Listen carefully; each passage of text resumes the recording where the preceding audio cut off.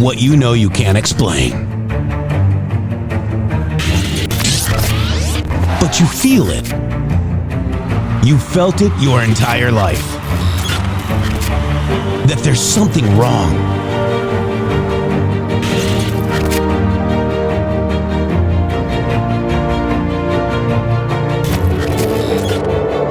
You don't know what it is, but it's there. Like a splinter in your mind, driving you mad. Experience the awakening.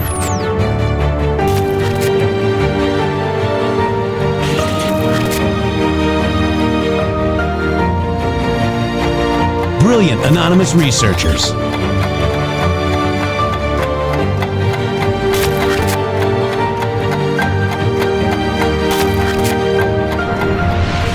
Patriots, join us in the Patriot Army. Trust the plan, pain coming.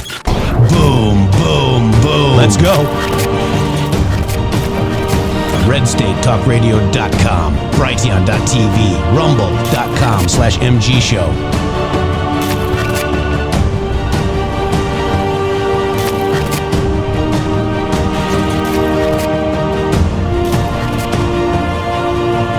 The end won't be for everyone. That choice to know will be yours.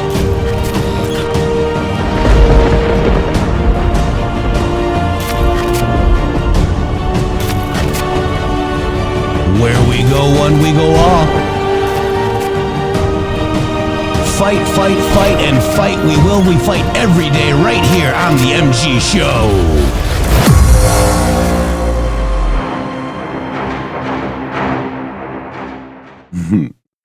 Welcome to the MG Show, where we're live here every day, 12:05 to 2, or give or take some time as well. Sometimes we go overtime. Welcoming my partner in justice, Shady Groove. Shady, get on in here. Man, just listening to that intro, boy, oh boy, have we been, we've been starting this show with that intro music for almost seven full seasons now. And, it's like every time I listen to it, I think, wow, what's going to happen today? Because, what we're doing here, like we were explaining yesterday, is we're really trying to just talk. Effectively, the two of us are here talking to one another, and you get to sit there and listen. That's kind of the idea of the show. Because what we're trying to do is we're trying to lead people to things that will help them live their lives more fully. And we believe in Donald Trump. We believe that Donald Trump is America first, Jeff. And we believe that the things that Donald Trump is doing are benefiting all of us, whether you like him or not. So I'd like to thank everybody out there who is here with us on this show, because if you are here at the MG Show, you have navigated the most unbelievable minefield of bullshit that any person could ever navigate to arrive at a conclusion of where it is that it is your discernment that is important. It is not my discernment. It is not Jeff's discernment. And it is not Trump's discernment that is important. What is important on this journey that we have been on is your discernment, your understanding, and your need to live your best life. Because the Constitution says, Jeff, that it's our right to pursue happiness. The Constitution didn't tell us we were going to be happy. You know what I also like is we do interact with you guys. We interact with you on Twitter, Telegram, and in this chat right here on rumble.com/MG Show. That's where our home is, guys. That's where you can see our faces for radio, Shady. And we got two of them.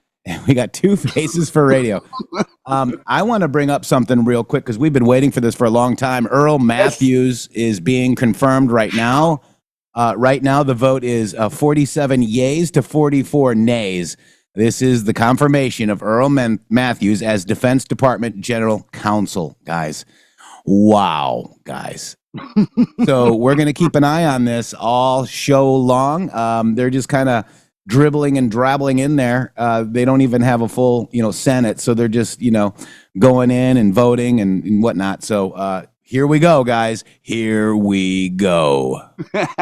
Yeah, we got one comment. It's like, yes, you do. Yeah. Hey, now, Indeed you do. Hey. And you're supposed to like say, no, you guys look great. I know, you guys are handsome or something cool like that, you know? Musically medicated, good to see you here today. Effectual Insurrection is here. Mike Hess, Miss Monster, Simba, Apples to Apples, Miso North. I'm not sure. I think that's what it is. 17 pages for truth. Red Rob is in here. Charla, tell her we said hello. R. Hansen is here. Nakna, Joe Kalupa, 66. Texas Sarcastic Brett is in here. He's sarcastic, all right. And Q Shaw, good to see you in here, and many others. Apples to Apples, Mikey Mariano, and Whips and Spur, 1, 2, 3. Ramblers here, and Shift into High. Sandy Star White, Mike Hess, DQ is here. I'm so excited about Earl. She says I am too. Right now it's 48 yay to 44 nay. So let's see what happens, guys. Welcome to the MG show. Patriot Pollywug says Earl for the win, and we need to get him in there, guys, because guess what he is, Shady River. Let's just step back a second. Yes, sir. He's a whistleblower for January 6th. Correct. Okay? He said that Charlie Flynn lied under oath and said he wasn't part of the slow, delayed response. Okay? Charlie Flynn. Who's Charlie Flynn's brother? We all know. We understand from Roger Stone's own documentary that they could be involved, allegedly. We have to say that. On January 6th. And maybe some of these people were actually FBI informants, because Kash Patel says the FBI informants on January 6th will shock people. And we have proof that General Flynn actually signed a document saying that he has to work with law enforcement, wear a wire, all that stuff. There's so much going on, guys. And this guy's going to be the lead attorney, the head lawyer at the Pentagon, guys. Huge. No wonder Laura Loomer went after him. It wasn't just Laura Loomer. It was a number of other people. It was Brian Gamble and a few of the other, all the little digital soldier minions didn't just go after Earl, but they're still coming after me because I support Earl. They're mocking me and they think it's really funny. As a matter of fact, 3 specific, and I won't name them, but just because they know who they are, but they are acting like that it's funny that Earl Matthews has been delayed this long, Jeff. Do you think that it's funny that they're impugning people that are like 130 some people, 135 people, aren't they, that they're not allowing to be confirmed? You think that's funny because the Flynn horde, the Flynn digital horde over here thinks it's hilarious that Earl Matthews can't get confirmed. I would be curious to know is why is that funny? All right, they got full screen finally here. Let's check this out. It's we have the picture-in-picture thing going on 50 here. to 47. Motion to invoke cloture. Cloture motion. We, the undersigned senators, in accordance with the provisions of Rule 22 of the Standing Rules of the Senate, do hereby move to bring to a close debate on the nomination of William Kimmett of Virginia to be Undersecretary of Commerce for International Trade, signed by 17 senators. Under the previous order, the mandatory quorum call under Rule 22 has been waived. The question is it the sense of the Senate that debate on the nomination of William Kimmett of Virginia to be Undersecretary of Commerce for international trade should be brought to a close? The yeas and nays are mandatory under the rule. The clerk will call the roll. Ms. Also Brooks, Ms. Baldwin, Mr. Banks, Mr. Barrasso, Mr. Bennett. The Senate voting now on whether to advance the nomination of William Kimmett to be. All right, so now they're announcing the nomination of somebody else, but I believe they're still voting on Earl Matthews. Yeah, I think they're moving through it. They're going to do a number of the nominations, but the process is convoluted because there's so many people. So it's not going to be like, it's going to be a little dicey to follow. Yeah, it's dicey, all right. William Kimmett nomination to be Commerce Undersecretary. They wanted to limit the debate on the nominee, and they're also going to be doing Susan Monarez to be the head of the CDC. Real quick, thank you very much, Rev Rob. You look like I'm glad we have a radio. Heck, thank you. Wow. This day is starting off not good. Whipsonsburg gave you guys 5 subscriptions to the MG show. Thank you so much. Love you guys. Appreciate it. Wigwam, 5 subscriptions. Thank you. We really appreciate that because we do need your support, guys. Thank you.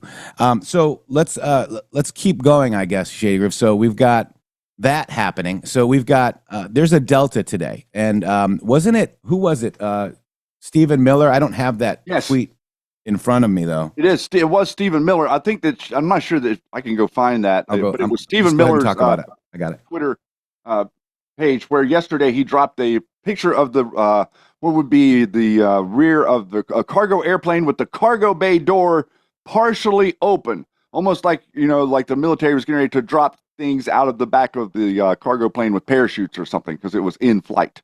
Okay, so it was just a picture of that. There you go. Here it is. Boom, right there. So No, there's no other context, just this picture. Wonder what that could mean. Yeah, something big is about to drop, maybe? No, stop it. Bad news is happening against them. Oh, and we're going to talk about that too. I mean, we got a shooting, don't we? Isn't that interesting how that happens? It did, and nothing connected to the Freemasonic bloodline cult. No. And HP Hall $17 Rumble Rant saying, "Hey, you guys look great. Thank you." There's my favorite person today, right there. HP Hall. Winner. Winner. Money back.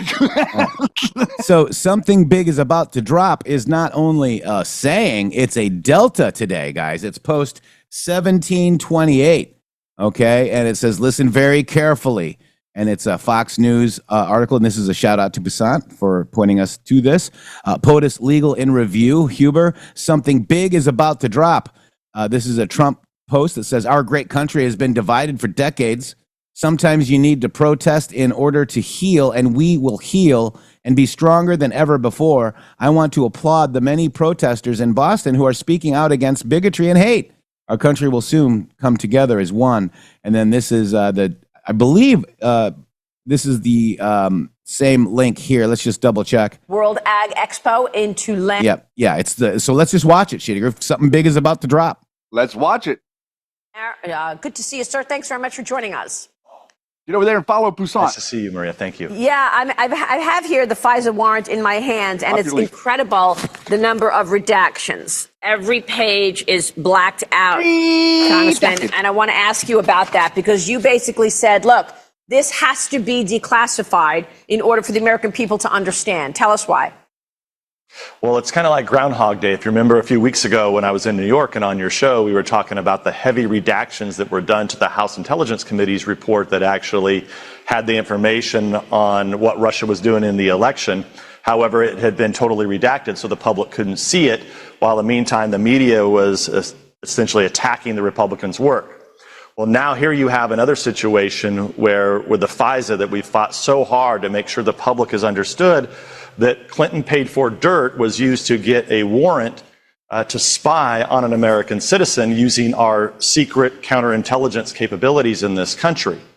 So now, if I can't see it, but you held it up, I think roughly 75% of that FISA that came out last week that look, and we're glad this came out for the public to see, but at the same time, there's so much that's redacted, Maria. And if you notice what the left and the mainstream media said, because once we were exonerated once this came out, because we had put out a memo where we had said that this dossier or the dirt was used to get a FISA warrant. We were exonerated last weekend. But now, if you look at what they were saying, they said, oh, but the really juicy stuff, it's actually the really stuff that proves collusion and how bad Carter Page really was and how they were colluding with the Russians. That's what's redacted. Well, that was kind of the news for 48 hours. But once the left and the media found out that the House Republicans on the Intelligence Committee had asked back in June for the president to declassify up to 20 pages, you hear crickets. You hear nothing. You don't hear them. They don't want that unredacted. They don't want transparency for the American people. So the president has the letter from us. I think his lawyers are looking at this to see if they can declassify it sooner rather than later. But the sooner this comes out, the better off we all are, because what I've said is what's left that's redacted, the American people really need to know what's underneath there. Yeah, that's what I want to ask you about, because I read the op-ed this weekend with you in the Wall Street Journal, and it's titled Devin Nunes, Washington's Public Enemy #1. And in it, you say, if people think using the Clinton dirt to get a FISA is bad, what else that's in that application is even worse. And you identify a specific number of pages in the letter you sent to President Trump that need to be redacted. Can you tell us anything about what could possibly be even worse than using an unverified piece of nonsense to actually get a warrant to spy on an American citizen? Well, and therein lies the problem, right? So the mainstream media and the left, they can run out and say, well, what's really bad in there is the stuff that the public can't see. It's redacted. But the reality is that's not the case. Those of us who have been providing oversight over this issue, we've had several of our members who have been painstakingly going through it piece by piece, and we are quite confident that once the American people see these 20 pages, at least for those that will get real reporting on this issue, they will be shocked by what's in that FISA application. Has the president read the unredacted portions? I have no idea what the president has or has not read. Okay. All I know is that we sent him a letter back in June asking him to declassify those 20 pages or more. I mean, if they can declassify, the more the better. But I think the bulk of what we would like to see are 20 pages in the last FISA that was signed by the Deputy Attorney General Rod Rosenstein. You know, it seems that the midterm elections become that much more important. The stakes are so high on these midterm elections. We wouldn't know any of this stuff without your committee and your colleagues at Judiciary and Oversight. We wouldn't know half of the stuff that took place in the 2016 elections. What happens if the House flips and the Democrats take the majority in the House come the midterm elections? Well, that is what I said in the Wall Street Journal interview. Yeah, the Wall Street Journal interview over the weekend, I stated that I am quite confident because I've seen this game played many times before. There's a stall game going on at DOJ and FBI. They're trying to stall as much as they can, hoping and betting that Republicans would lose the House in the fall. And if that happens, then it shuts down everything. Rod Rosenstein will not be held in contempt. FBI will not be held accountable. All these investigations will shut down. Everything will be buried. And you'll be left with media narratives saying, oh, what the public can't read, what you really can't read, what's blacked out, that's the really bad stuff against Carter Page and the Republicans and the Trump campaign. That's why the sooner the president declassifies this, the better. And I think the American people need to understand how important it's going to be to get out and vote in this election. Well, tell us where your investigation stands right now. Is Rod Rosenstein performing? Do you think his leadership is encouraging them to be up front and show us justice? Well, what I can tell you is that there was a move late last week to begin impeachment. I think there are grounds for impeachment, and we should hold them accountable. I think Congress has given up way too much power. The way I understand it is that the Judiciary Committee and Oversight Committee got commitments on Friday. I think the Speaker also got commitments, from what I understand, that documents will be provided. So we're short a few documents. We are supposed to see those this week.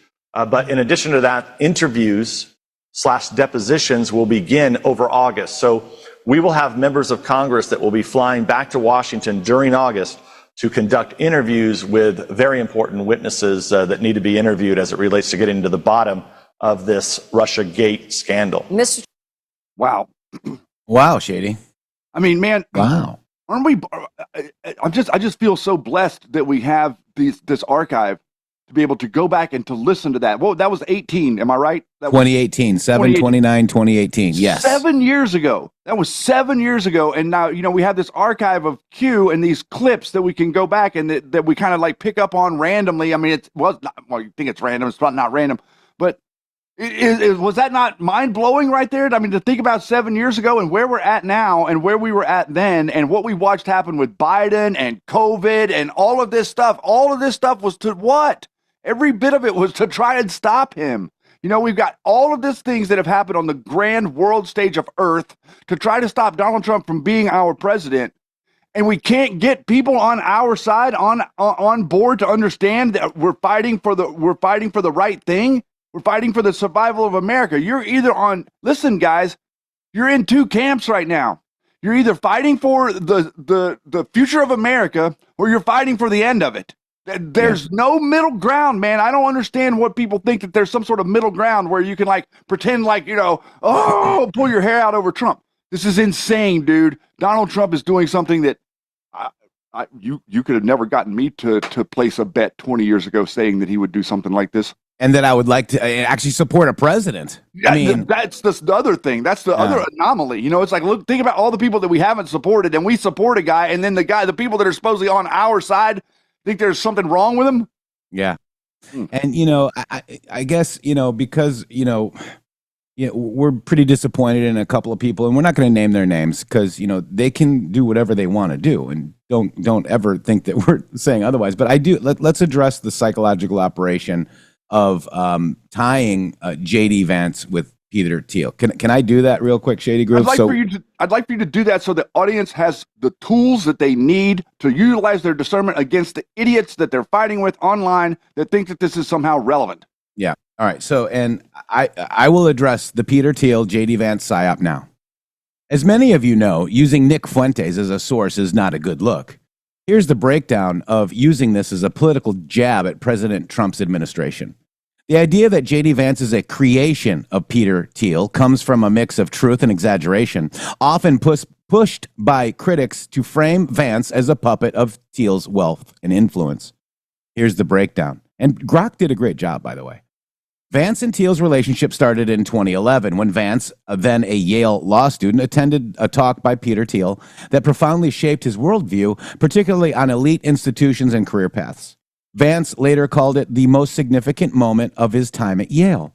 This led to a mentorship, with Thiel hiring Vance as his venture capital firm, Mithril Capital, in 2015. Vance worked there briefly while promoting his memoir, Hillbilly Elegy, which capitulated him to fame in 2016. Thiel's network and backing were crucial when Vance co-founded Naira Capital in 2019 with Thiel, Mark Anderson, and Eric Schmidt as key investors. So Thiel undeniably gave Vance a leg up in the venture capital world. Politically, Thiel's support was massive. He donated $15 million to a pro-Vance super PAC during Vance's 2022 Ohio Senate run, the largest sum ever for a single Senate candidate, per Politico. Thiel also brokered a 2021 meeting with Donald J. Trump at Mar-a-Lago, helping Vance, a former Trump critic, secure Trump's endorsement, which was pivotal for his Senate win. Thiel's influence extended into recruiting other donors like David Sachs, who gave him $1 million. This financial and political muscle makes it clear Thiel played a huge role in Vance's rise to the Senate and later as Trump's vice president pick in 2024. However, calling Vance a creation oversimplifies things. Vance had his own trajectory. Thiel, a Marine Corps veteran, Ohio State grad, Yale Law alumni with a best-selling memoir that resonated widely. His shift from Trump critic to MAGA ally also reflects his own intellectual evolution, shaped but not wholly dependent on Thiel. Critics like Max Chafkin, who wrote a Thiel biography, argue that Vance was already an up-and-coming intellectual when Thiel invested in him, not a blank slate molded from scratch. Posts on X like those from Tisha Lee, Z Squirrel, or First Class Clips push the creation narrative, tying Thiel's influence to broader conspiracies. In other words, CIA, Mossad connections, but these lack evidence and lean on hyperbole. Thiel's ideology, skepticism of elite institutions, libertarian leanings, and a new right push to disrupt establishment systems aligns with Vance's public stance, especially on tech regulation and populism.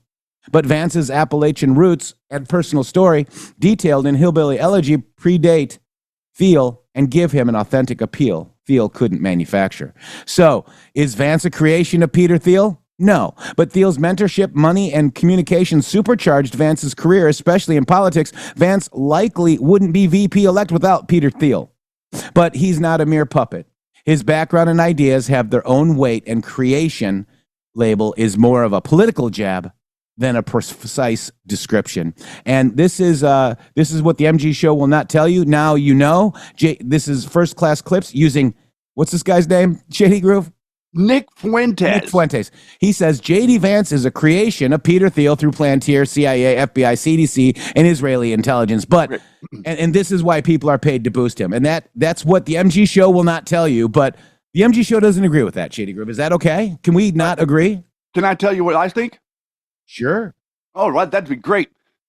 You're literally telling me that the Nick Fuentes Mossad psyop is out there telling me that JD Vance is a Mossad psyop. Is that what you're doing? Yeah. Nick Fuentes, literally the absolute caricature, the 100% copy. What would Donald Trump call it? The central casting for the Mossad BS psyop is Nick Fuentes. And what Nick Fuentes is doing right there is he's perpetuating a Mossad psyop. And the idea that Peter Thiel created JD Vance and puppets JD Vance is, in fact, 100%, let me say that again, 125% a Mossad psyop.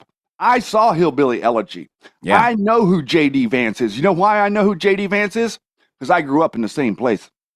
I grew up there. I grew up in Appalachia. I know what JD Vance saw whenever he was a kid. You know why? Because I saw it too. I saw all of us be decimated. The whole mountain communities, from the whole backbone of this nation is that mountain chain right there. If it were not for the Appalachian mountain chain, we would have not beaten the British. I hope you guys understand that. You don't really understand that, more than likely, but without that type of terrain, we have never been able to beat the British.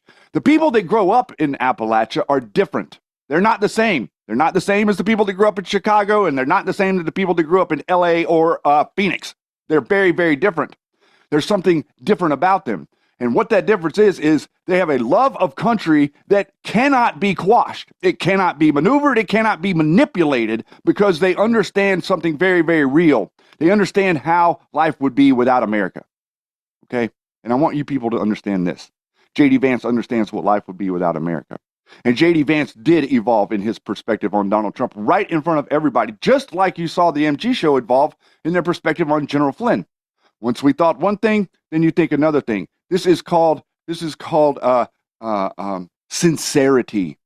We're being sincere. We're telling you the truth. We're telling you what we think. I'm telling you literally what I think. And what I think is that if and when JD Vance were to take center stage and to maybe possibly run for a presidential ticket, I, Shady Groove, will support him. So prepare for that. And going on further, this is, we did tell you that we don't agree that he is, it's like people making false connections, right, with people. Okay, it doesn't mean he did business with him, but it doesn't mean that he is him. In addition, guess who campaigned against JD Vance after DJT endorsed him? You got it, General Flynn. Okay, does 1 + 1 = 2, Shady? Yes, sir. It does. Okay. Yes, sir. All right, so we'll leave that there. I don't agree with that psychological operation, and I hope you guys, think for yourselves and figure it out yourselves. Thank you for breaking the psyop. Again, discernment. I told you at the beginning of the show, discernment is it's yours. Belongs to you. Doesn't belong to MG show. Discernment belongs to you. We're just showing you what we think. You think what you want to think. Yep. And I don't think just like when, if let's say, Shady, you went to Speedway gas station yesterday. That makes you Speedway, right? Yeah. They're giving me a check because I went to the gas station. I'm Speedway. I'm literally profiting off of going to Speedway and buying gasoline. Right. There's no Speedways in Oregon. But you went there, and it is what it is. So right now we've got William Kimmett. I don't see anything on Earl Matthews yet. They moved on to another one. Did he actually get it? You have it? Queued up. Go.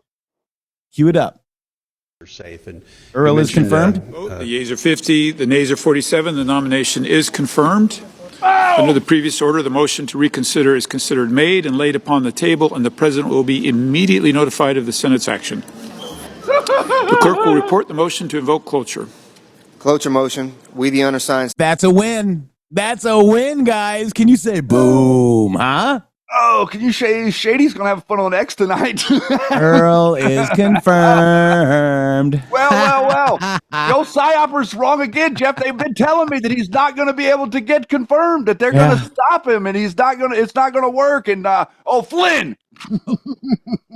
Lord Loomer. Oh, my God. Loomer. I want to play that song now. I do, too. We can play the song. I think we should play the song. Candle song, you mean? No. Where Captain... It was which song? The one I made. Oh, your song. I thought you were talking about the. Now you're throwing me under the bus. Well, you didn't set me up exactly right to know what you're talking about. But I'd like to let you know that Earl Matthews shared this show when we went over Stone and Flynn on January 6th. Okay, and now he's confirmed to be the head lawyer in the DoD. In other words, the MG show didn't mess anything up. Wow. Wow, guys. Because I have a sneaking suspicion that he got a little bit nervous whenever he realized how many people were seeing what we were talking about. Yep. Wow, guys. But thank you, by the way, to everybody out there that went and supported him, because I want you to know, no other creator None of the other creators that are out there, not Absolute, Stormy, Rambo, all of these, Tim Cast, Charlie Kirk, not a single person supported Earl Matthews whenever the whole gang of Laura Loomer and Brian Gamble and General Flynn cult came down on him for his testimony. This guy swore testimony under oath of exactly what happened that day, and they're all like trying to refute his testimony to the Loudermilk Committee, and even Ivan Ranklin and company are over there trying to undermine him and act like that's not what was being said by the Loudermilk Committee and that somehow he didn't tell the truth. They're trying to say that about Earl Matthews, and now he is officially the top Department of Defense lawyer. Wow. Yikes. Let's go, Earl Matthews. Wow, guys, that is huge news. All right, so this is why they fear Earl Matthews. This young man is a fearless military lawyer, a force to be reckoned with. He has firsthand knowledge of Pence in Ukraine and corrupt generals named Flynn. In early December 2021, Colonel Earl Matthews released a memo that accused Charles A. Flynn, brother of Lieutenant General Michael T. Flynn, of making a willful distortions of events of January 6, describing Flynn and Lieutenant General Walter E. Piatt as absolute and unmitigated liars, and of giving perjured testimony before Congress. Colonel Earl Matthews' education is Villanova University with a BA, Harvard Law School, JD, Georgetown University, LLM, National Intelligence University, and with an MS, and the Army War College. J6 Optics testimony. This is 17 April 2024. This is it right here. This is his testimony, Shady Grove. Holy moly. Maybe we should watch a little bit of this. I'm interested. Let's go see what the new confirmed DoD lawyer says. It's a good idea to refresh our memory. Why are you sounding so excited? Than we were that day, not really to focus on President Trump. That's not really what we're here for today. So, Captain Nick, in your opening testimony, or the one submitted to the committee, you said that at about 2:30 conference call, and I quote, Lieutenant General Piatt and Lieutenant General Flynn, while on the call, discussed how they did not like the optics. They stated it would be in their best military advice to recommend to the Secretary of the Army, Ryan McCarthy, to deny the request from Command General William Walker to deploy the D.C. National Guard and aid the United States Capitol Police in the restoration of ordered liberty, or as some called on this committee, democracy, on Capitol Hill. Major Brooks, during the bipartisan transcribed interview the subcommittee conducted in March 2024, you were asked if you recall hearing the word optics on your 2:30 p.m. phone call. You responded, yes, and I quote, General Flynn and General Piatt both made numerous comments about the optics of having the Guard on the Capitol and how they would much prefer that the Guard relieve MPD officers elsewhere in the city so that they could respond to the Capitol, close quote. For everyone, and we'll start with Command Sergeant Major Brooks, why would these military experts want to send the National Guard to relieve MPD officers elsewhere after the Capitol was breached at 2:12 p.m.? In my opinion, it was a senseless recommendation. The logistics and the amount of time it would have taken to replace individual MPD officers across the city would have taken way too much time, and it would have been further delayed. I think the key term there is senseless. Colonel. So their whole attitude was that this mission was for law enforcement. They never wanted DC Guard to be in the streets in the first place. They didn't ever want to approve the 350. They thought this was a law enforcement mission. They believed it would have required 100,000 demonstrators before the DC Guard was necessary, and that was the Army's thinking. So they wanted, and they also said they wanted no involvement in the politicization of the or no involvement in the electoral certification process. They wanted no DoD role there. So that was their attitude. So we were not allowed to be east of 9th Street, which is where the Capitol is. We're not, we had to have the Secretary of the Army's approval to move 3 unarmed guardsmen 1 block. Right. So it sounds like baseless decisions. Brigadier General. So I did hear the word optics, and they did use it, especially specifically General Piatt. I know that optics, and his concern was he did not want soldiers or airmen on the Capitol grounds with the Capitol in the background. And so they were giving every other reason why we should be around the Capitol, away from the Capitol, and not responding to the Capitol. And part of what I believe is I believe that they're unfamiliar with our true capabilities and what we're really designed to do as the National Guard. Can you say that again for everyone to hear? I think they're unfamiliar with our true capabilities and what we're designed to do as the National Guard under Title 32. Precisely. Captain. I did hear the word optics also, and General Pyatt and General Flynn did say it wasn't in their best military advice to recommend to the Secretary at this time to approve that request. And I only have 30 seconds, but I would just like to go down the line once again and answer this question. Was it clear at the time that the number one priority, restore order, or to protect the safety of members of Congress, staff, or visitors here at the Capitol complex? Captain. Absolutely. No, that was not. It was clear that we needed to be at the Capitol at that time. Right, you needed to be, but was that their number one priority? No, it was not. Brigadier General. Their number one priority was to make the police respond and not the National Guard. Colonel. Absolutely not, Congressman. It was not their priority, sir. Thank you. I think it's clear. Mr. Chairman, I yield back. Wow. What do you think about that now? I mean, wow. Have we been mixing up the facts? Have we been like exaggerating, or is the MG show exaggerating, or have we been explaining pretty dead level fact, cold hard core of the truth? What happened that day? Wasn't it interesting the way that he was characterizing that? He was saying that I don't think that the generals understood the National Guard's capability. And I think about that they're coming to that conclusion because they can't possibly think the opposite. You don't want to think the opposite. What is it if you don't think that? If you don't think that, then you have to think that they're out to get you, that they're literally out to set something up. Or were they? You see what I'm saying? They're not trying to insinuate what it is going on there, but Earl Matthews said it very clearly. Optics mean nothing whenever. So you're telling me that to the generals in charge, the optics were more important than the safety and the security of the Capitol and all of the people that were inside the Capitol and all of the protesters that were there, because effectively you're interfering with the protesters' safety also if you're not guarding the building and allowing the protesters to maraud over the building. Then you're not protecting the protesters either. You're abdicating. That's literally the General Flynn and General Pyatt abdicating the responsibilities given to them by the government positions that they hold. They walked away. So we've got Michael Flynn outside the Capitol and Charlie Flynn inside the Capitol on the J6 operation. I want you to pay attention to this guy. This is YODA, okay? This is YODA walking around. This is Stuart Rhodes, okay? The eye patch guy, Shady. We met that guy. Crazy, right? Mm-hmm. And then I want you to look at this. This is a document filed 12/1/2017 for Michael Flynn. Your client shall cooperate fully, truthfully, completely, forthrightly with his office and other federal, state, and local law enforcement authorities identified by this office and any and all matters to which this office deemed cooperation relevant.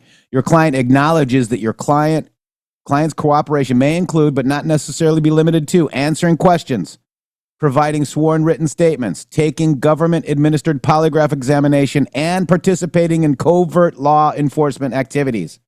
Your client acknowledges and understands that during the course of the cooperation outlined in this agreement, your client will be interviewed by law enforcement agents and or government attorneys. Your client waives any right to have counsel present during these interviews and agrees to meet with law enforcement agents and government attorneys outside the presence of counsel. If at some future point you or your client desire to have counsel present during interviews by law enforcement agents and or U.S. government attorneys, and you communicate this decision in writing to this office will honor the request, and this change will have no effect on any other terms and conditions of this agreement. Now, going to this post here, it's very interesting because I think it was, I'm trying to see if I can find Stacey Burke, because she actually has audio, okay, of these guys making a hole for, what's his name, Shady? YODA. Yeah. In fact, maybe I'll go to that. I've got the clip here if you want to just discuss that. Let me talk to that just a second. Yeah, that's great. Number of different things we're going to be focusing on here as we move forward are going to be very revealing. We feel like that the momentum is going to shift in the direction of the truth. Transparency that we're asking for is literally the only thing that we want. I don't want anybody's head on a stick. I just want transparency. I want to see exactly through all this stuff that happened on J6 and how it was how they were cooperating and how it was organized. And what Jeff is looking up right now to show you is going to give you a really deep insight. What we've been showing you with Roger Stone and his communication, the reason we've been showing you that clip over and over and over and over again is to show you the intensity of the moment. What was going on in the moment? How do you run an op? Okay. What does it look like whenever someone happens to be standing there filming Roger Stone running one of his little ops? He thinks that you're just seeing Roger Stone in his real life. You're seeing what Roger Stone is involved with 24/7 and has been involved with 24/7 for pretty much his whole adult life, which is interfering with political people who are not literally going after political people that he can't control and pushing forward political people that he thinks he can. Yeah. And real quick, Shalon says, we own a barbecue restaurant. I bought your business size stickers. They are now being worn. Went to buy more, but not available. Was wondering if you have bigger ones. Love y'all. Want my customers to follow you. Shalon, thank you so much. That's a $50 Rumble rant. Appreciate that.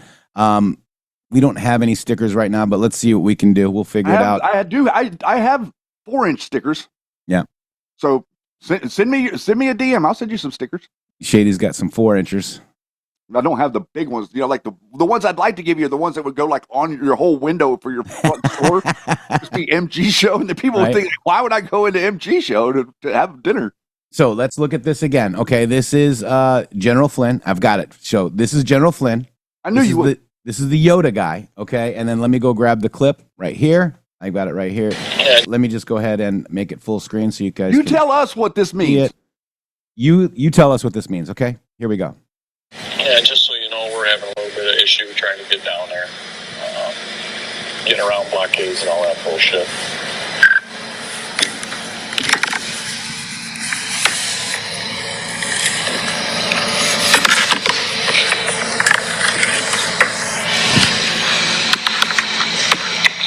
Maybe you could go up to a 3-star and ask them to come on out and help get YODA back into the nest.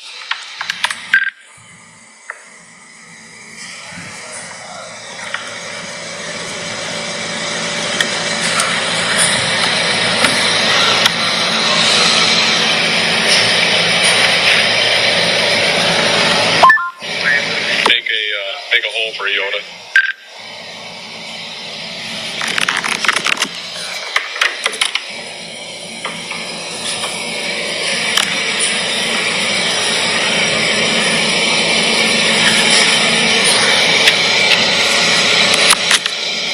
So there you have it. YODA at January 6th calling for 3-star. Who's the 3-star general? Who's running the op? Mm-hmm. To make a hole for YODA to get through the crowd on January 6th. How would General Flynn help him get through the crowd on January 6th unless, unless they were controlling the line.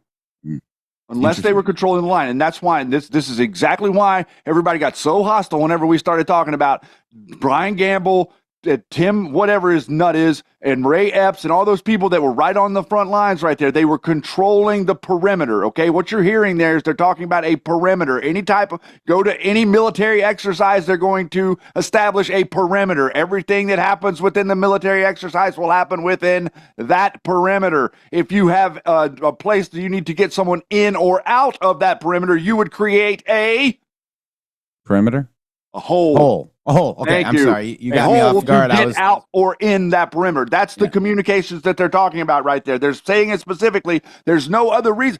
You can't make a hole unless you have established a perimeter. Do you guys understand that logic? Remember discernment logic. We're using our brains. You can't have a hole in a perimeter that you didn't establish. Do you understand that? And he said that Flynn was in the nest. Okay, let's listen. Which is the next thing I was going to get to. Let's listen one more time, Shady. Yeah, just so you know, we're having a little bit of issue trying to get down there. Getting around blockades and all that bullshit.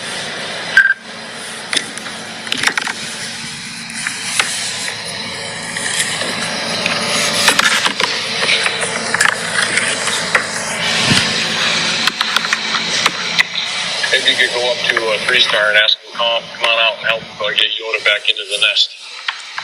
Get YODA back into the nest. Okay, let's listen to that one more time, Shady. Help get YODA back into the nest. Maybe you could go up to a 3-star and ask him to come on out and help get YODA back into the nest. The nest. Okay, think about this. They want you to believe that they're using communications that they told you that they weren't using. So right there, you're just hearing the comms. Didn't they tell us they weren't? Oh, those weren't really radios. We weren't really talking to each other. We were listening to things on the radio.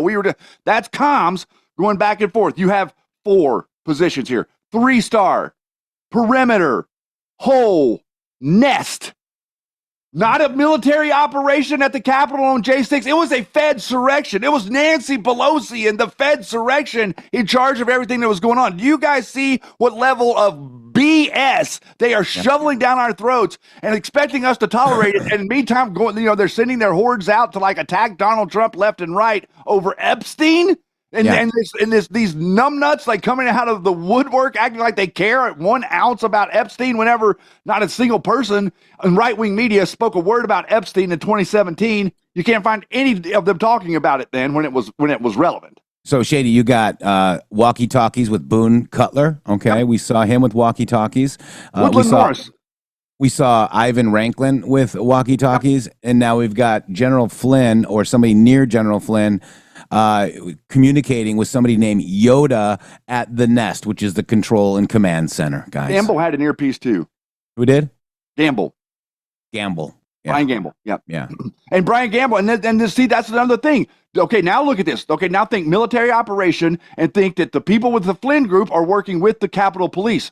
Does that make any sense now? How Brian Gamble got behind the police after the melee started? So, because see, Brian Gamble was pretending like he was part of us, quote unquote, patriots. But then all of a sudden he ends up behind the Capitol Police being protected from the crowd or the horde that they've incited on the property.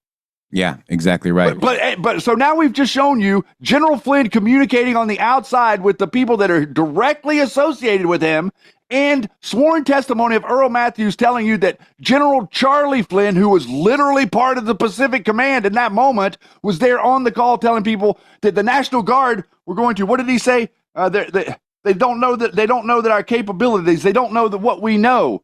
The excuse that they're using for that is so off base because they do know what their capabilities are. That's why they're standing them down. They want this optic to be MAGA attacking police. That's right. The optic that they need is MAGA attacking police. That's what they need. That's all they need to think that they can stop Trump from ever being elected again. And this is YODA right here. Okay, this is YODA with Stuart Rhodes stretching and General Flynn. Okay, this is YODA. It's him. This is the Capitol guy. And then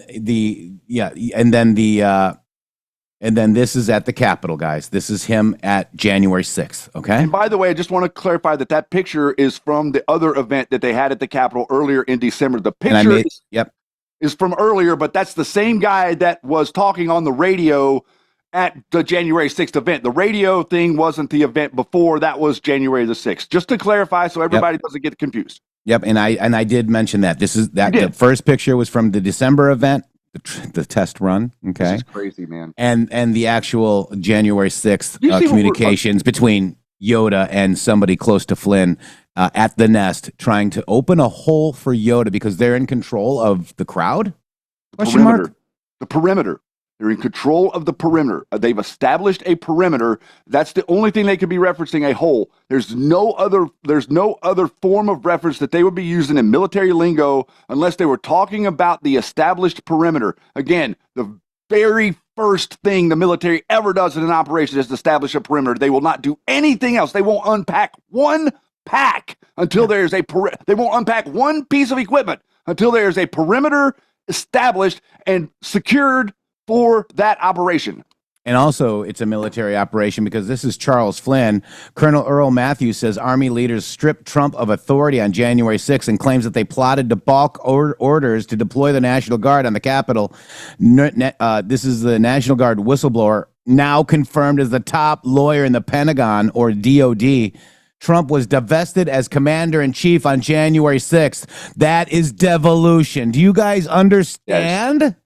Yes, they tried to trick you. They tried to make you think that Donald Trump was in charge of destroying the country for 4 years through devolution.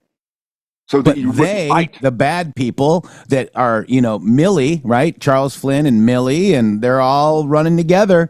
And they stripped the commander-in-chief of his powers on January 6th. And I'm just going to keep going, Shady Groove. Look at this. This is Trump-appointed top DoD lawyer Earl Matthews just reposted a song about the Flynn Network. Here, let's listen to it, Shady. Captain Chaos. Listen up. Let's peel back the curtain. Truth's coming hard. No lies, no flirting. Earl Matthews stood tall, dropped bombs on the scene. Testified truth, but they wiped it clean. Flynn Network shook, yeah, they feeling the heat. Reasons they dodge him, let's break that beat. Michael Flynn's crew, they playing it slick. Pretend Earl's ghost like he don't exist. Testimony hit hard, exposed the game. Charles Flynn moves on J6, who's to blame? Ann Vanderscale, she's throwing that shade. Smearing his name, trying to make it fade. Why the attack? Why the venom to spin? Cause Earl's truth cuts deep, exposing they sins. There's a reason, yo, they duck and they weave. Flynn Network shook, can't let you believe. Earl Matthews' name, they won't let it shine. But the truth's breaking free, it's a matter of time. Reasons they hide, reasons they lie. Patriots are posers, let's look in their eyes. Ivan Brakeland, man, he's dodging the light, won't lift Earl up. Something don't feel right. Claims covered ops, J6, no badge. Running road moves, now he's bragging on swag. Brian Cates, yo, he's spinning the tail.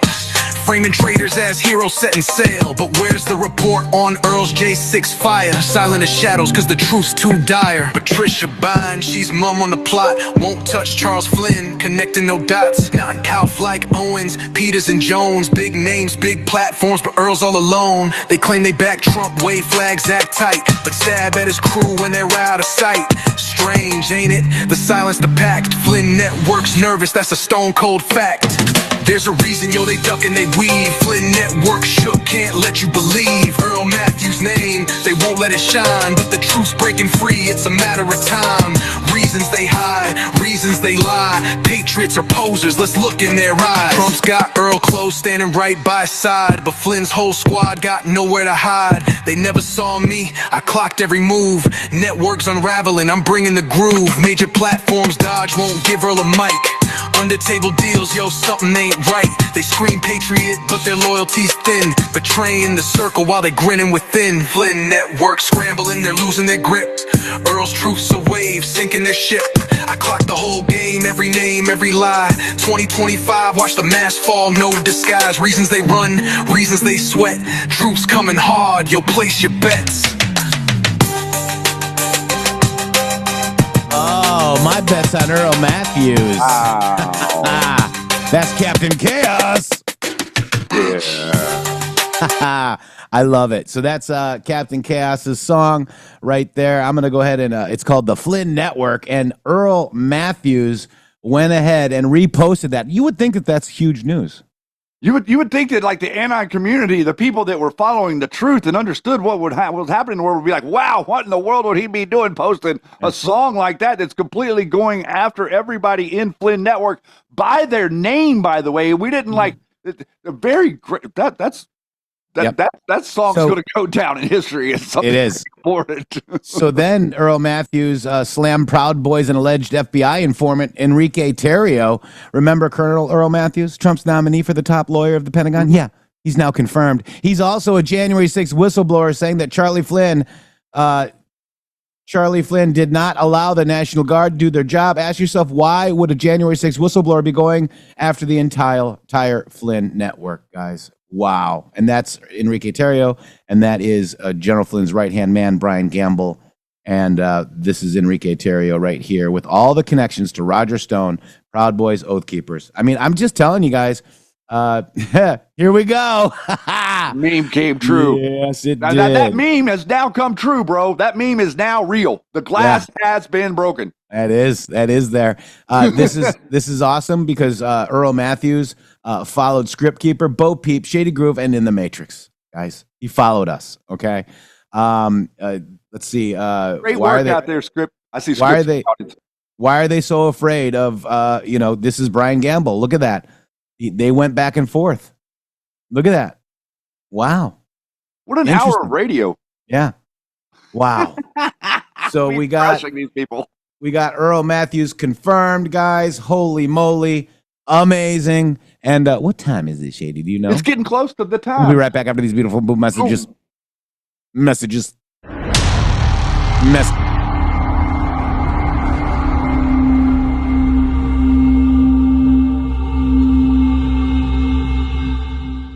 Hello to all of you beautiful patriots out there. First of all, let me just thank you all for supporting this show. We wouldn't be here without you. But I have a huge announcement regarding donations. It has come to our attention that using the Rumble app is taking an additional 30% of your donation to the show. Let me explain. According to our TOS, Rumble takes 20% of all donations made through the web browser. And that's a 20%. It's a good deal if you consider other platforms like YouTube and such. There is a hidden cost that we just found out. For example, we received the generous $500 donation from Spill Tea, and thank you so much for that, from the Rumble app on Apple. So Rumble took 20%, and Apple took an additional 30%. We brought that to Rumble, and they said, well, Rumble's take of tips and donations is 20%. That's if the transaction is done through the web browser. If using the Android or iOS app, it's an additional 30% collected by those platforms. So please use the web browser to make your donations to the show and avoid the hidden fees by Apple and Android. That's right. You can also support us at GiveSendGo/HelpMGShow, mg.show/donate. We have PayPal and Cash App. Both are at RealMGShow or $RealMGShow. Please help us out. We appreciate it. Thank you. Thank you.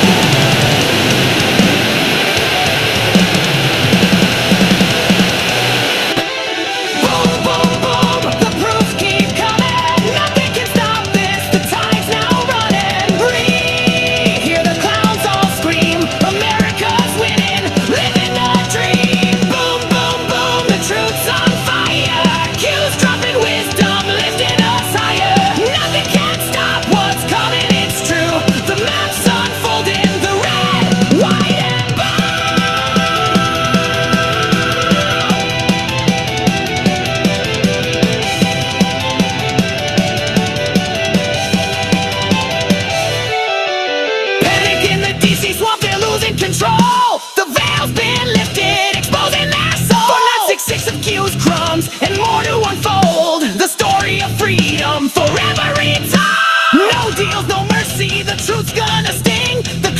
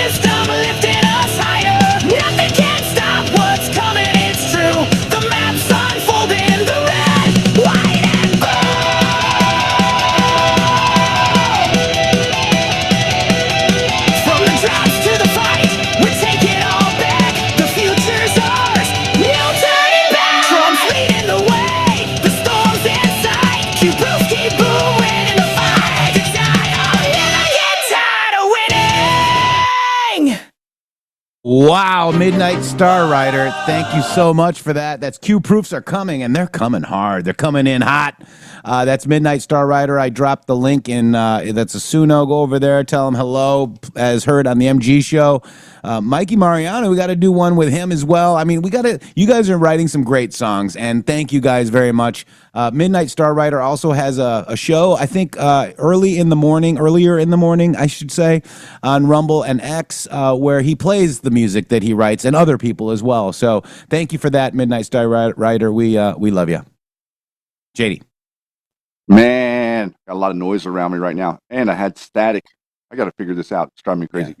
Yeah, I saw it on my board. I could see it on Zoom, like I was in Zoom and looking at the little crap. Like I can see that it's in Zoom. It's not coming from my board somehow, man. I don't understand it. I wish I could figure it out. It's been like months now. It seems like the whole lifetime of. Hey Yeti, can you say something that would come out here? No. Okay, you and Shady come through the same channel, which is not my normal volume channel. There's a interesting. I'm looking at my board. So the audio goes through a different, like the audio that I just played goes through a different channel than what Shady comes through. Very interesting. Yeah, I'm not sure why it's getting like there's something about it. Like when you're playing the intro, it's not happening the same thing as it's happening whenever you're playing other things from other resources. But I just now, while you were doing that, I saw the audience was complaining about that. We're going to talk to the audience about our sound issue, and I saw it on the. I saw it in the Zoom app. I could see that it was a red line there showing that I am sending audio that I shouldn't be sending. Yep, static is gone because we muted Shady. Muty Groove. Aw, poor Muty Groove. That's the way it rolls. That's the way the tumble sticks tumble. I don't know. Missed that completely. I missed it. All right, so we got an exclusive interview real quick from Breitbart, Donald Trump from Turnberry. Let's watch it. Check it out. Ready? Yep. Mr. President, really want to thank you for sitting down with us here. First off, this property is magnificent. The views out here, absolutely majestic here at Turnberry. So thank you for hosting us here. And I know you're going up to Aberdeen later today to open a new course named after your mother, who's from here in Scotland. Can you tell us a little bit about that? Well, it's a great course. We have a big project up there, and we have one, and we got two. And if I didn't build it, you lose the zoning. You have to build it by a certain date. And that date was coming up, so I said they have to start it. And my son's done a great job, and really a great job. And it's going to be special. It's going to be one of the best anywhere in the world. We already have a course that's rated a top 5 course, and now we're going to have another one that might be better. So we're going to have a lot of fun. And I'm also meeting with the Prime Minister, and we've got some good, positive things to discuss. We were very happy. We stopped the Cambodia war with a very nice local rival that, frankly, they have had wars for many, many years, over 500 years, and we got it stopped, as you probably know. And it just came out in the news right now. We worked on it yesterday. We got it stopped today. Yeah, and Mr. President, so on that note, just literally as we've been sitting down here, Thailand and Cambodia came out and announced a immediate ceasefire, unconditional ceasefire. Wow. I know you've been working on this issue. Tell us about that decision. Well, Thailand's a very big trading partner, and Cambodia lesser so, but they do a lot. And I saw that, I read in a lot of different places, including yours, Breitbart, that they were really going at it. And they do. You know, they've had many conflicts and wars over the years. I guess it's a 500-year period. When I spoke to them, they said 500 years. They said, that's a lot. But now it was raging and raging hard. People were being killed at the border a lot. And I said, listen, we're doing a trading deal. And I said to Thailand, we're doing a trading deal, and I'm not going to do a deal if you're going to be killing each other. And I spoke to Cambodia, said essentially the same thing. I dealt with the 2 prime ministers. They were terrific people. And they don't want to see a war, but somebody had to implement what I did. And we started a series of discussions back and forth. And within less than a day, we have it settled. And I guess now, based on what you're saying, they've just said we're going to have peace. That's great. Millions of people are going to be saved. You know, those wars turn out to be a disaster. Millions of people get killed.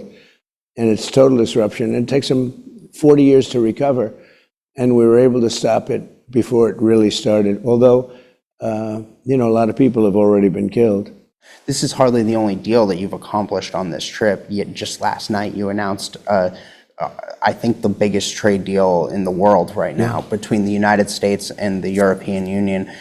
Those are Ursula von der Leyen's words, not mine. But tell us about the EU trade deal. This is big. I dealt with Ursula. We dealt with the countries, and this has been going on for a couple of months. And you know, when it started, I didn't think we were going to make a deal. We were way off, and which would have been bad, even in terms of unity for the world. It would have been bad because, as you know, many countries are in the European Union: so Germany, France, Spain, and you know, just a lot of very good countries and very powerful, very big countries. So we were able to do it. We settled and helped. I think we made a great deal with NATO a month ago, where NATO is going to pay 5%. Nobody saw that coming. Nobody thought that was even possible, and got along great. And I think that helped this. I've developed a very good relationship with Ursula, and we made a deal where they're going to buy, you know, billions and billions of dollars worth of our product and our energy. They've opened up the entire European Union for free trade, which is something that nobody thought could happen, so that our countries can now go in there and compete, which is a big, you know, it's one of the biggest markets. Might be the biggest market, somebody said, but it's right up there when you add the countries, all of those countries together. And we have the right to work there. We don't pay tariffs, and they will be. We're bringing the tariffs for them to 15%. They're going to buy $600 billion worth of our military equipment. They're going to buy hundreds of billions of dollars of other equipment and $750 billion worth of energy. And it's a great deal for both. I think Europe's going to be very happy with it. They seem to be very happy, and their market's doing good. And it's a deal good for peace. We have all these countries. If we didn't make the deal, there'd always be like a hangover. It would be not good. But it's a great deal for the United States, and I hope it's a great deal for them too. Oh my gosh. You know what the new psyop is too, Shady, is that we have a war being ended, a ceasefire agreement from Cambodia and Thailand, and all the operators saying, you didn't do that, blah, blah, blah. You know, I think he did. And now we're trading with countries we've never traded before. And if you think that that is something that you need to attack this man on, come on, guys. Right, Shady? I mean, we are doing business in countries that we've never done business before. Let that sink in. Leave that sink outside. No. Yeah. Literally. It's unbelievable. I saw it from multiple channels.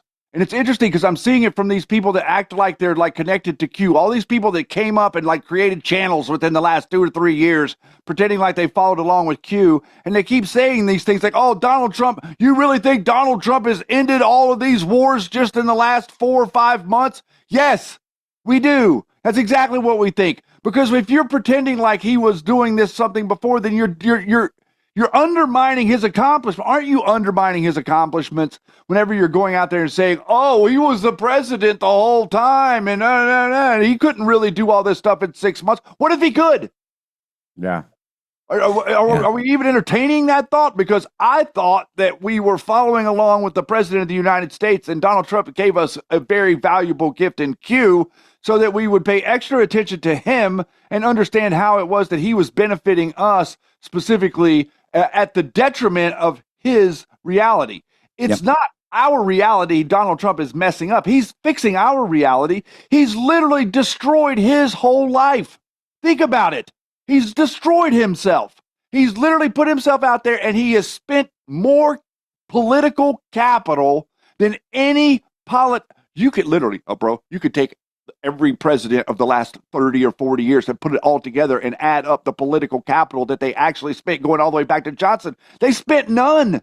Yeah. They just did the easy thing over and over again. Sell America out, sell America out, sell America out. That was what they all did. None of them did one thing different. Not a single one of them did one thing different. And that's why you said you'd never supported a president before in your life, because you saw him selling you out. And then we see a guy that's not selling us out. Let's go get him. Yeah. You see what JD I mean? JD Vance is Peter Thiel. He didn't really do it. Somebody else is doing it for him. Terra Terp for Trump says, best show ever, $20 Rumble rant. We appreciate that, Terra Even Terp with for the Trump. static? No. Oh. No. All right. So let's look at this. The CIA is about to release never before seen intelligence that has DC in a panic. Obama officials didn't just abuse their power. They conspired against Trump. They conspired against the American people. According to CIA Director John Ratcliffe, the intelligence community is preparing to release a classified annex of the John Durham report, and its contents are expected to blow open the Russiagate scandal and implicate top Obama-era officials in a coordinated political operation against Donald J. Trump. Shady, and then you've got all the winning. Okay, you've got all the winning that Trump just did over the weekend. Where you had inverse Kramer yelling F out loud because of the holy moliness of what's going on. So what is the common theme when bad news breaks or is about to break against them, Shady? And I'm just going to play a video. Yep. Because you know it, I know it, the whole world knows it.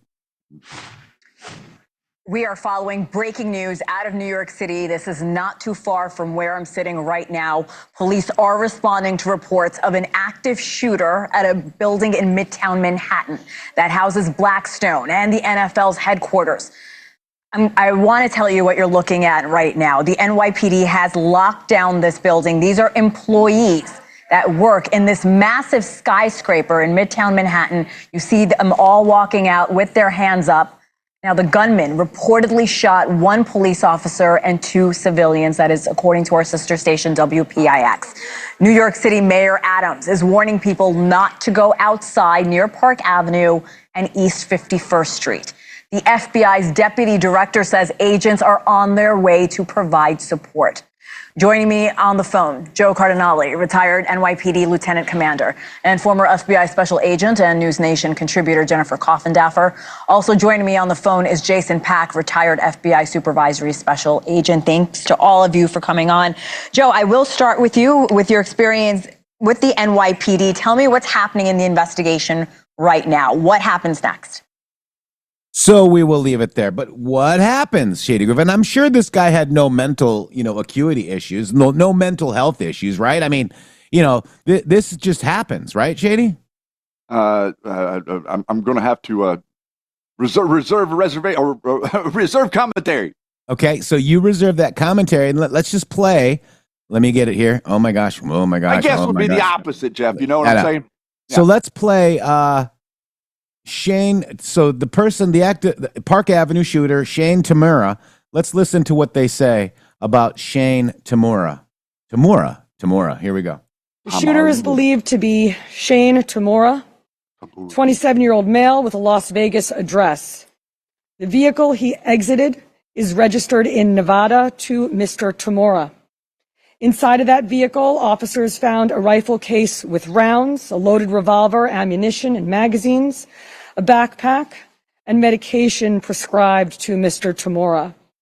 The vehicle was searched by our bomb squad and found to be clear of any explosives.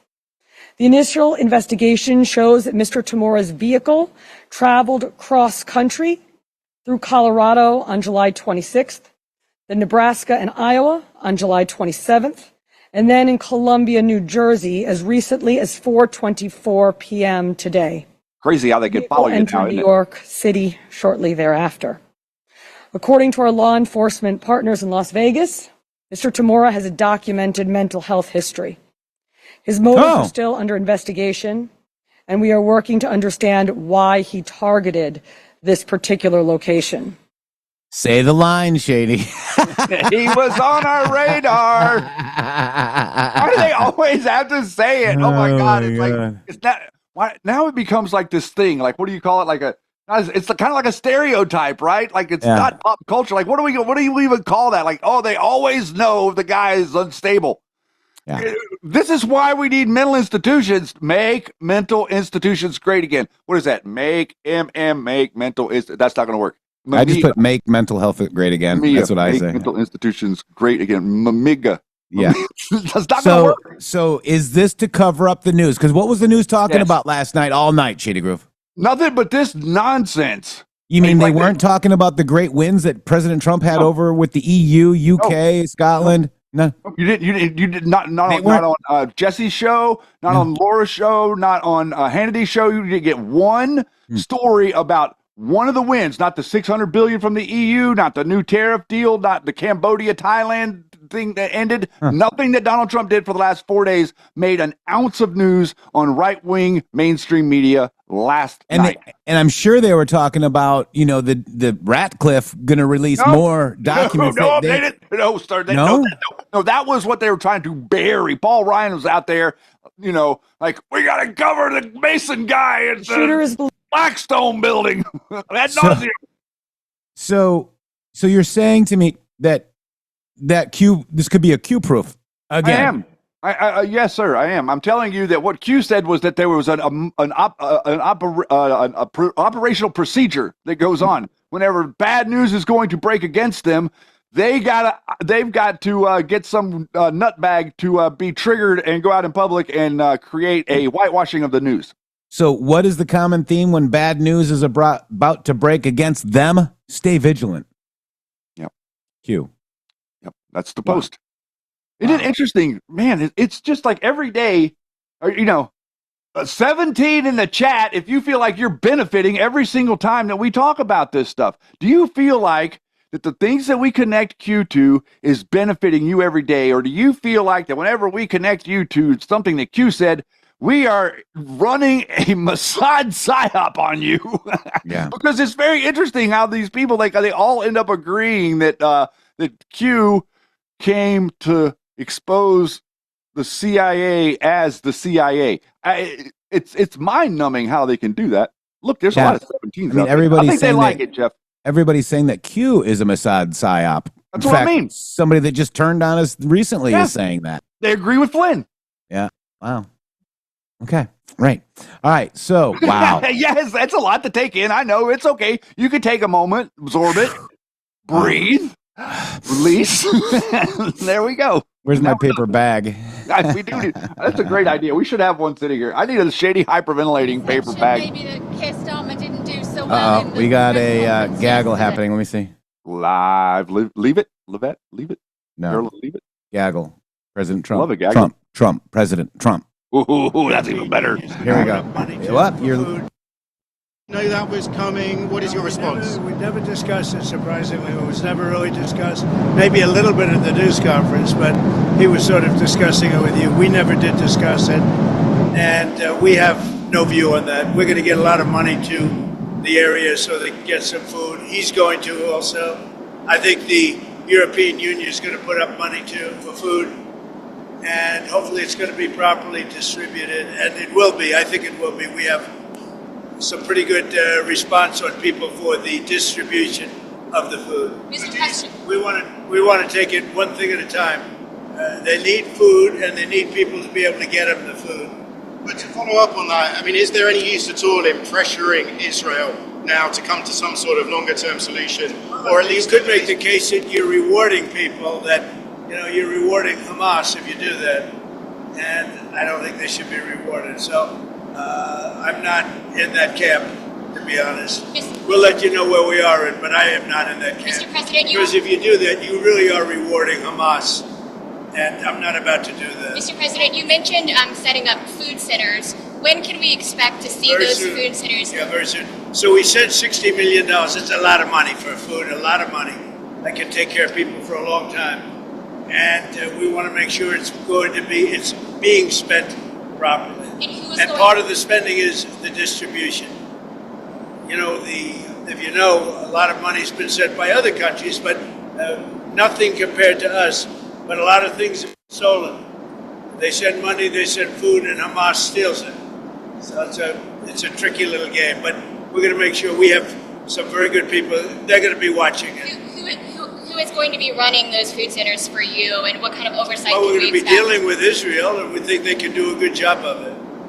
And they want to do it. Of monitoring the food centers? No, they want to do it. The food centers, yeah. They want to preside over the food centers to make sure the distribution is proper. A great time seeing that beautiful course, but there's some critics who say this was a promotional trip for you and your business. That it promoted you and your business personally. What do you say to that? I haven't heard that, no. I haven't heard that. Did you get to see my drive in the first hole? You get straight and pretty high, yeah. Pretty long. Pretty long. That's no Joe Biden, let me tell you. That's not Biden, right? Oh my God. It was a good drive. When did you last speak to Prime Minister Netanyahu, and when will you speak to him again? 2 days ago. How many? 2 days ago. When do you think you'll speak to him? We sent money, and I want to make sure the money is spent wisely and is spent judiciously, and that food is distributed in a proper manner. And he wants to do that. Mr. President, you talked about moving Palestinians out of Gaza. You said that in the past. Do you still support that idea? It's a concept that some people fell in love with and some people don't. We really have to see how it all works out before we do that. But, you could do something spectacular, but that's a different concept. You could also probably do it if you left some. Some are leaving automatically, you know that. Some would like to leave. I think many would like to leave if they were given an alternative. They really have no alternative now. But certainly that was a concept that was really embraced by a lot of people. But also some people didn't like it. Prime Minister Starmer, he was kind of critical of Israel and said more pressure needed to be put on Israel to allow food to get in at speed. Do you feel that Israel is a good? I think Israel wants to do it. Actually, I think Israel wants to do that. They're going to want to, and I can tell you that they want to do it. They don't want Hamas stealing the money or stealing the food, and that's what they've been doing. Israel can be trusted to allow more food in faster? I think Israel wants to do it, and they'll be good at doing it. If they do it, and if they really want to do it, and I think they do, they'll do a good job. The food will be properly. There's a perception maybe that Keir Starmer didn't do so well in the press conference yesterday. Do you have any words of support for him? He did well in the press conference, and I thought, I think they made a good deal. I think we all made a good deal. Why are you hearing otherwise, I guess? Yeah. I think the feeling is that he was maybe a little weak and didn't really have very strong answers and maybe wasn't entirely honest about free speech and immigration. I like him. I think he's good. I think he's a great representative for UK. I haven't heard that.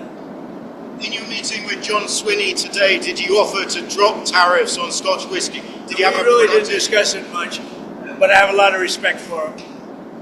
Mr. President, I didn't have a lot of respect for the woman that preceded him. I thought she was terrible as a First Minister of Scotland. But I think John is doing a very good job as First Minister. Mr. President, your Treasury Secretary and Howard Lutnick, Secretary of Commerce, the China talks wrapped today. Any sort of reaction coming out of the meeting? They're extending the truce. Are you pleased with that? Would you like to? I just had a phone call from Scott Bessent, and they had a very good meeting with China. And it seems that they're going to brief me tomorrow. We'll either approve it or not. But he felt very good about the meeting. Better than he felt yesterday. Yesterday I said, "Ooh, here we go again. Here we go again." But today it worked out. And I think the result is probably. I saw a report from Reuters that India is preparing to face higher U.S. tariffs between 20 and 25%.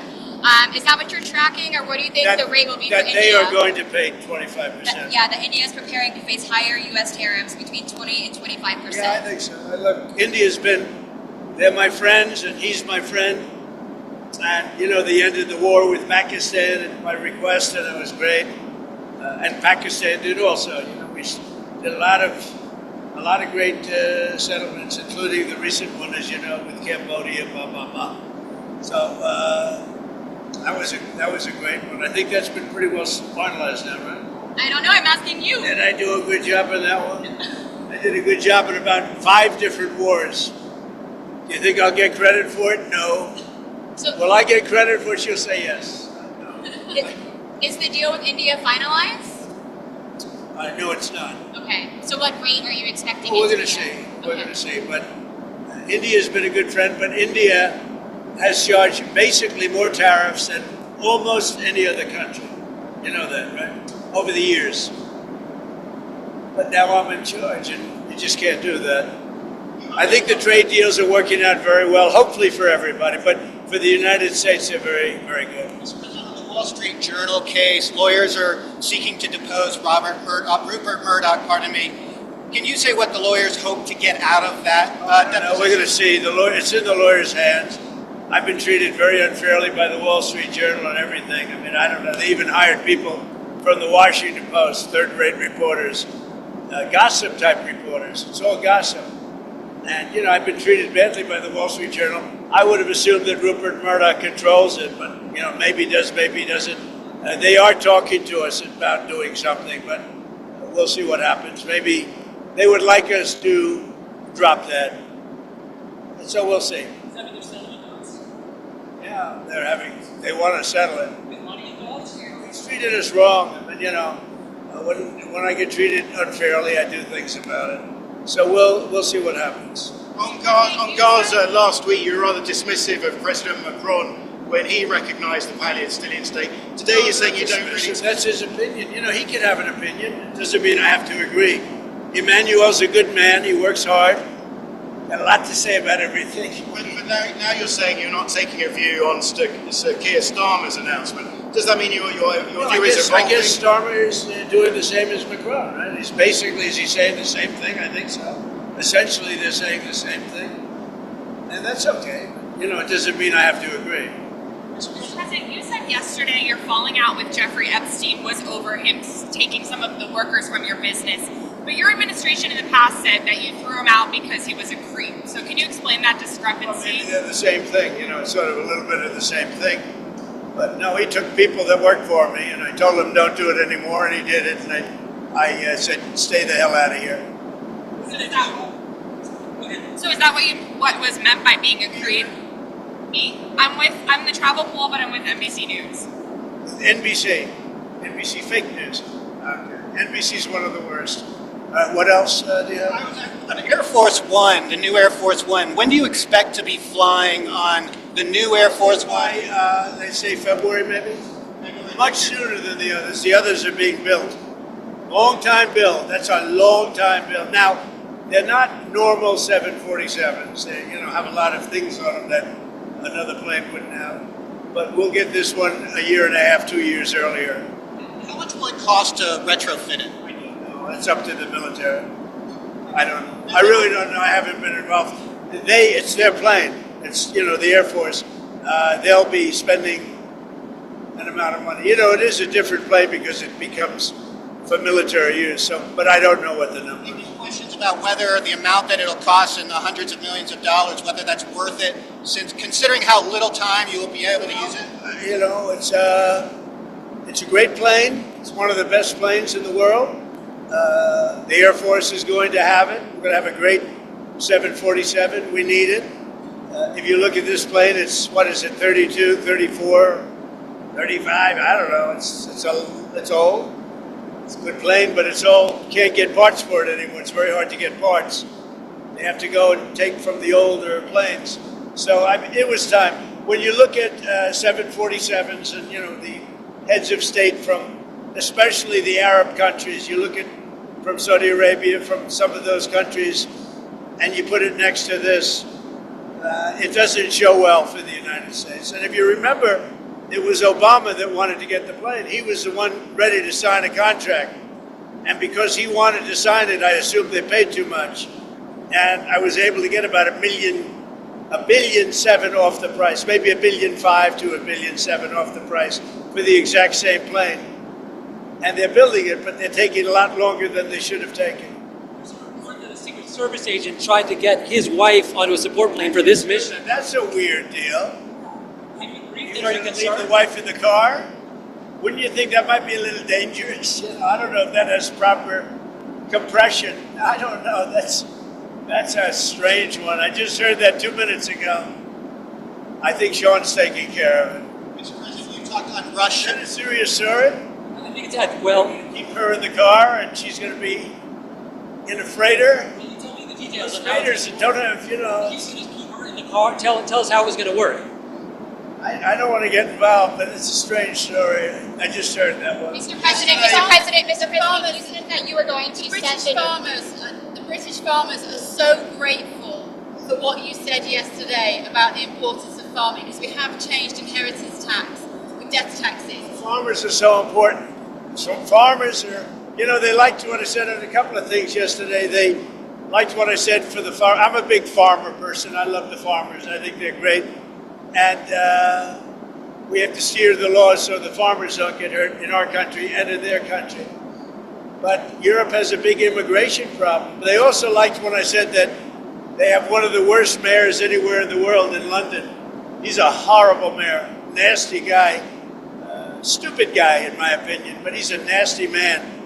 And I want nothing to do with him, but I didn't think it was a big statement. And so many people said, thank you for saying that.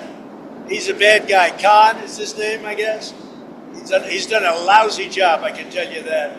Terrible mayor. But people liked it so much when I said that. Mr. President, yesterday you mentioned that you would change the Russia deadline to 10 to 12 days.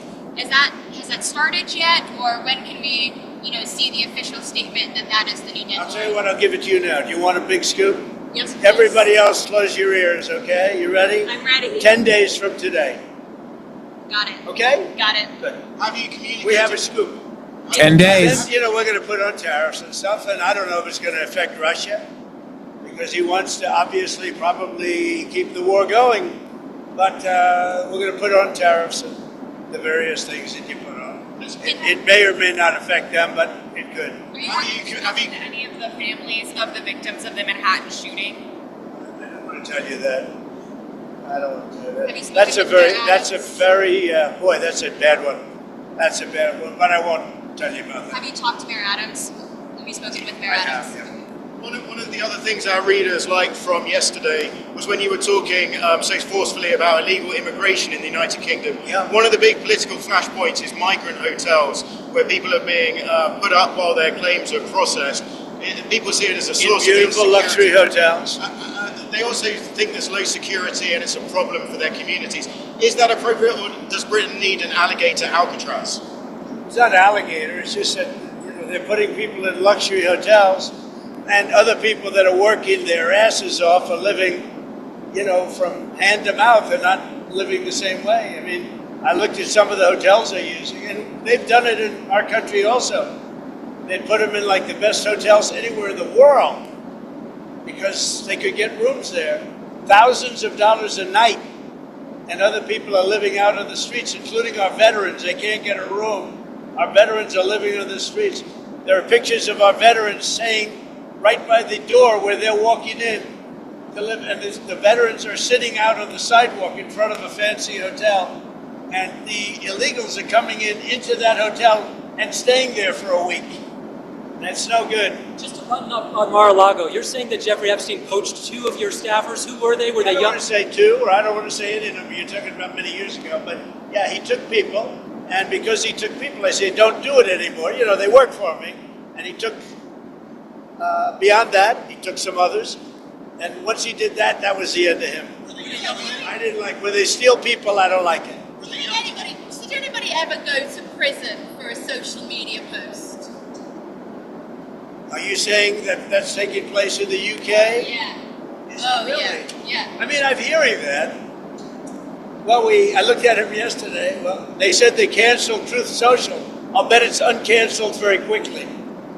I'll bet it's uncanceled. No, it's a little different. It's different. I see it in some countries that you would never suspect it. Not only there. I've seen it in other countries where, they're like bread and pudding countries, I think, and then all of a sudden they become somewhat violent. When people go socialistic, or when you get the radical left or the left going in, the countries actually become very mean. They become 2 things, mean and incompetently run simultaneously. How is Caroline doing? Is she doing a good job? Look at her. She's such a star. Come on, Caroline. Chloe wanted to watch, sir. Chloe, do you want to come over? Chloe is she's a great golfer, a great talented golfer.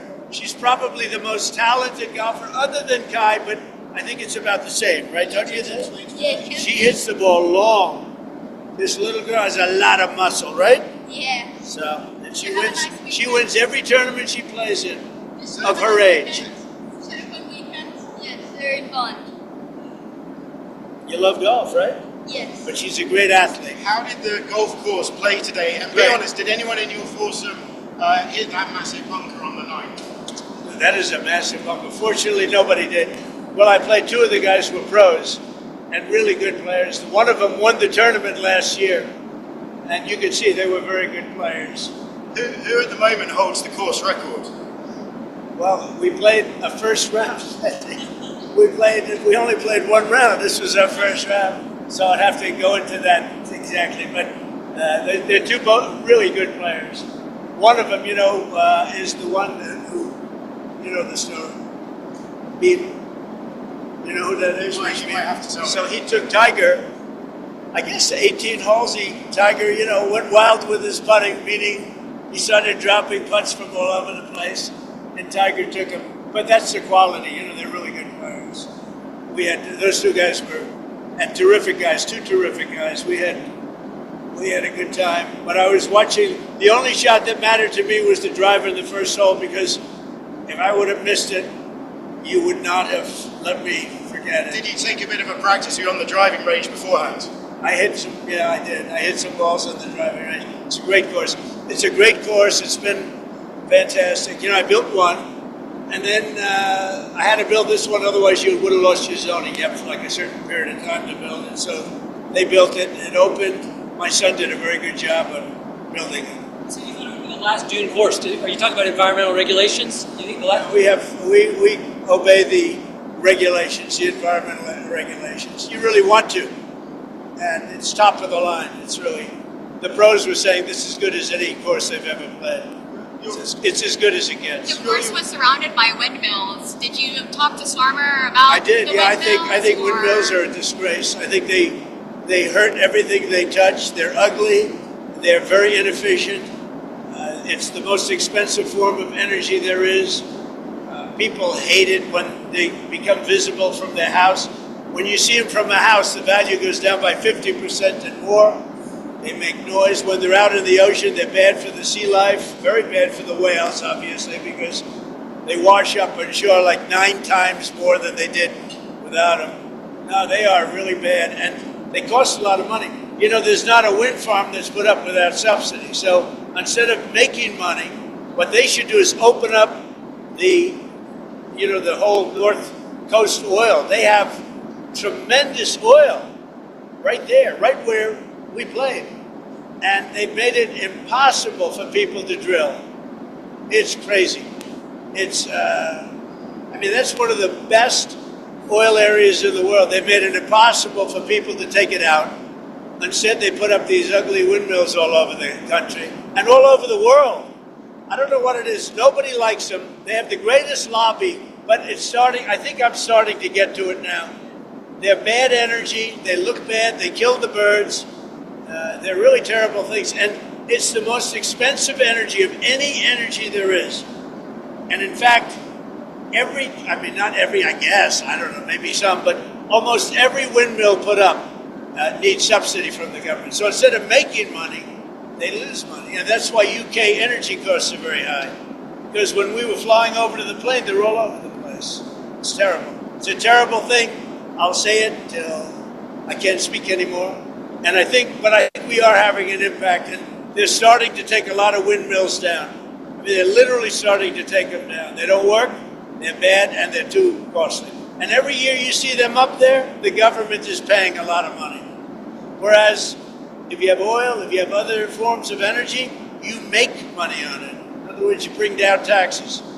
Well, your friend Bryson DeChambeau said LIV tour players weren't playing enough linked golf. Is that something we might see at the... Well, links golf is just different golf. It's quite a bit different. I love Bryson. Bryson's great. He's a great player, very powerful guy, long hitter, great putter, great everything. And it's interesting because he plays well in a links course. But is that in the future for the greatest 36? Oh, yeah. Look, we have a tournament this weekend there, and we have another tournament next weekend, big tournaments. And we're looking to get the Irish Open at Doonbeg. I have a course in Doonbeg in Ireland. And we have a lot of great tournaments coming to mind. I build the best courses. That's not only said by me, that's said by everybody. Back to Russia, sir. Since you made the announcement of the 10 to 12 days, have you gotten any feedback or any officials gotten any feedback that it had a response that Russia is going to do something? No, I haven't had any response. It's a shame. So I used to say to you, 5,000 people die a week. Now it's 7,000 people are dying a week. Mostly Ukrainian and Russian soldiers, but people also from having bombs dropped on their head. It's a disgusting war. How worried are you on the oil markets if you were to put sanctions on Russia? I don't worry about it. We have so much oil in our country, we'll just step it up even further. I mean, oil is down pretty low right now. We'll step it up even further. I heard you mention compression. How were you feeling out there when you were playing? Like, how did you feel? Because I think it's the first time you played since you saw the doc, right? I felt good. I thought it was great. I thought the course was great. It looks even more beautiful than I thought. You know, we did the first one like 11 years, 12 years ago, and it's gotten tremendous reviews. It's one of the best courses in the world, and I had the other piece of land to do this one, also on the ocean and the North Sea. And we really have, and by the way, the North Sea is the exact term for the oil. They have the greatest, among the greatest reserves. It's tremendous, and they're not using it. Instead, they're putting up these stupid windmills. It's so crazy. UK could reduce their energy costs by 70% if they would use the North Sea oil. It just doesn't make sense. It's just not a liberal thing to do, but it's becoming more a liberal thing to do. I love being out there. It was great. Good feeling. Mr. President, UK and the US both have increasingly unhealthy populations. Is that what they say? Yeah, we do, don't we? Well, I can see it. I'm interested in the work that make America healthy again. I can see it. I should think about it for myself. Bobby's doing a great job. People are loving Bobby Kennedy and the whole group, Dr. Oz, Marty McCary. We have a fantastic group, and you're going to see a lot of things happening over the next couple of months. I mean, true activists, and you know they're going with the science. And you know, if you take a look at some of the problems, some of the diseases that are coming up to a level that we've never seen before, there's something wrong. There's something wrong, and I think we're going to solve the problem, but he's really working hard.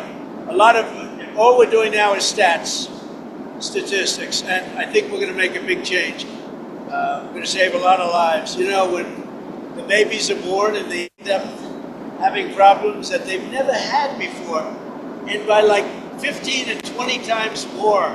So there's something wrong, and we're going to find what it is pretty soon. We think pretty soon. Mr. President, Epstein has a certain reputation, obviously. I'm just curious, were some of the workers that were taken from you, were some of them young women? Were some of them young women? Well, I don't want to say, but everyone knows the people that were taken. And it was the concept of taking people that work for me is bad. But that story's been pretty well out there. And the answer is yes, they were. Yes, they were young women? What did they do? In the spa. In the spa? Yeah, people that work in the spa. I have a great spa, one of the best spas in the world in Mar-a-Lago. And people were taken out of the spa, hired by him. In other words, gone. And other people would come and complain, this guy is taking people from the spa. I didn't know that. And then when I heard about it, I told him, I said, listen, we don't want you taking our people, whether it was spa or not spa. I don't want him taking people. And he was fine, and then not too long after that, he did it again, and I said, out of here. Mr. President, did one of those stolen, persons, that include Virginia Jeffrey? I don't know. I think she worked at the spa. I think so. I think that was one of the people. Yeah. He stole her. And by the way, she had no complaints about us, as you know. None whatsoever. We've seen how good your security detail is this weekend, and the team around you are amazing. Good job. Amazing. Do you have any answers yet as to what happened with the assassination attempt? Having seen them in action, it seems remarkable that was You mean the assassination they just weren't as good that day. They had a bad day. They shouldn't have had a roof that was, unpatrolled. They should have had coordination with the local police because, you had a lot of talk going on. You had the woman screaming, "There's a man up there with a gun," and a number of people were screaming, "There's a guy up there with a gun," and they didn't have. The one group wasn't hooked into the other group. I'll tell you, the Secret Service shooter, David, was amazing. Because in 4 seconds, it was over. And if this lunatic was allowed to keep shooting, because they had a lot of, tens of thousands of people there, so a lot of people could have been killed. I mean, we lost a great person and 2 people very badly injured. But the shooter, 1 bullet, think of that, 1 bullet from a very far distance. It's amazing. So he was great. Do you feel like it's changed you as a person? I don't know, maybe and maybe not, but it's, I like to not think about it. It affects some people greatly. I can't afford to be affected because I have a job to do, so I like not to think about it. Does it not I think about it too much, it's probably not a good thing. Does it not go through your mind at all on a morning like this morning when you're outside, there's a crowd and you're I giving don't a think speech? about it. I think you see the kind of protection now. It's. I think they're very good. It's a whole different. Do level. not fear. Look, these people went to Biden and Biden's people and asked for more help because I was having rallies, 60,000, 70,000 people. I had 115,000 people, and Biden would have 2 people. Nobody wanted to see the guy, and he'd have a bigger security detail than I had, and they were asking. Sean and the various people were asking for more people, and they were denied. So All right. they denied So him. we're going to go ahead and leave the gaggle. But he's talking about the assassination attempt. We want answers. We still want answers. There's a lot of questions that us anons have that looked at it. With multiple shooters possibly. We don't know. Everybody was denied. The drone didn't work. I mean, there's so much crap that we need to understand. But I wanted to leave it there. Shady, before we leave, I wanted to just real quick show you a Q proof of some sort. Kind of, right? What we're going to do is we're going to look at President Trump posts, thanks Bill, as a liberal comedian, Bill Maher admitted that he was wrong about President Donald Trump on the tariffs in the podcast he posted Monday. And he's got to own it because the economy is thriving. But, you can go listen to that if you want. But I wanted to show you this.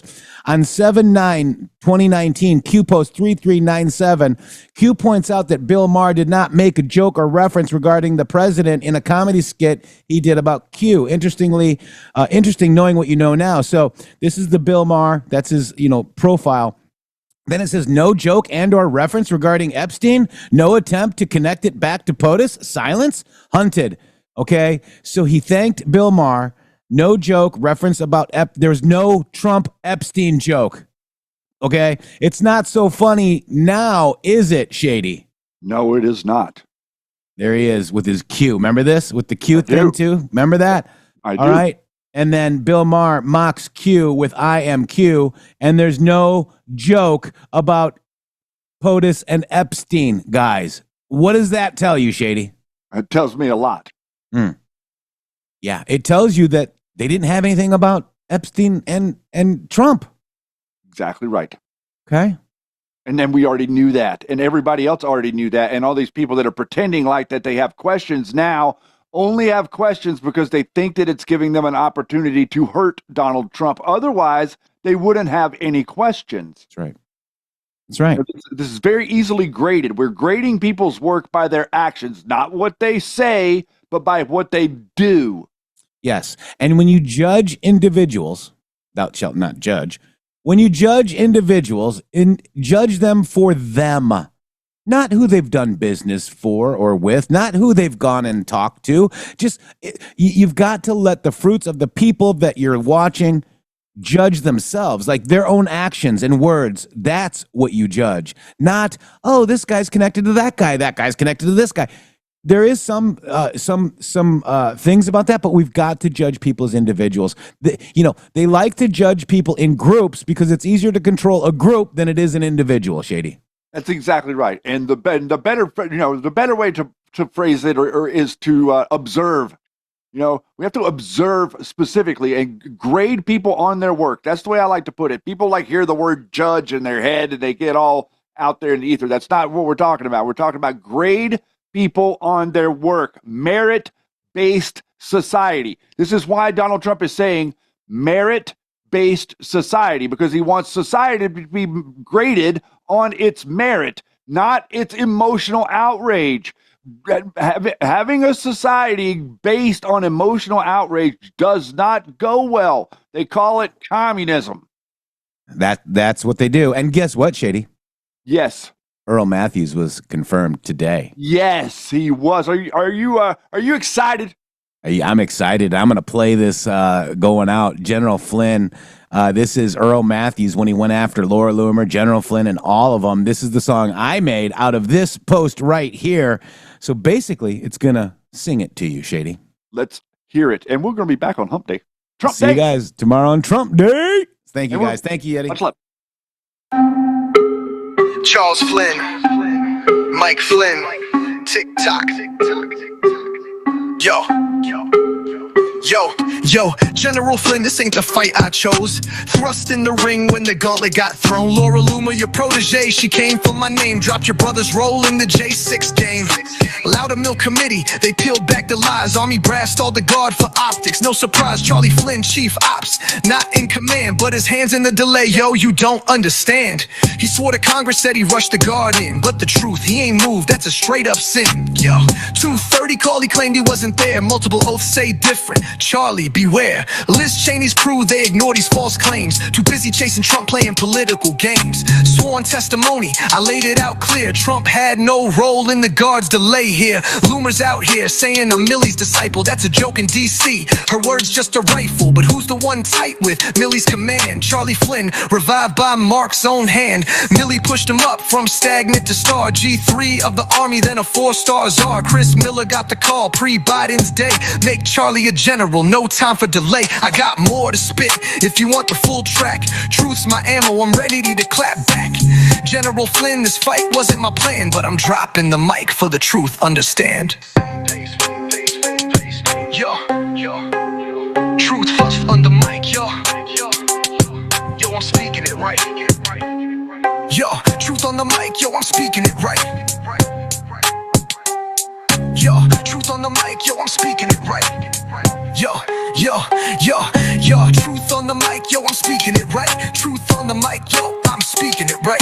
Yo, truth on the mic, yo, I'm speaking it right. Truth on the mic, yo, I'm speaking it right.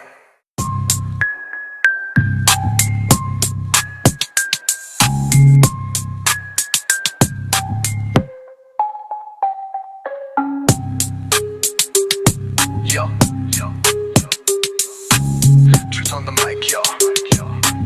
Just on the mic, yo, I'm speaking it right. Yo. Charles Flynn. Earl Matthews. The head lawyer at the Pentagon. www.mg.show. Boom.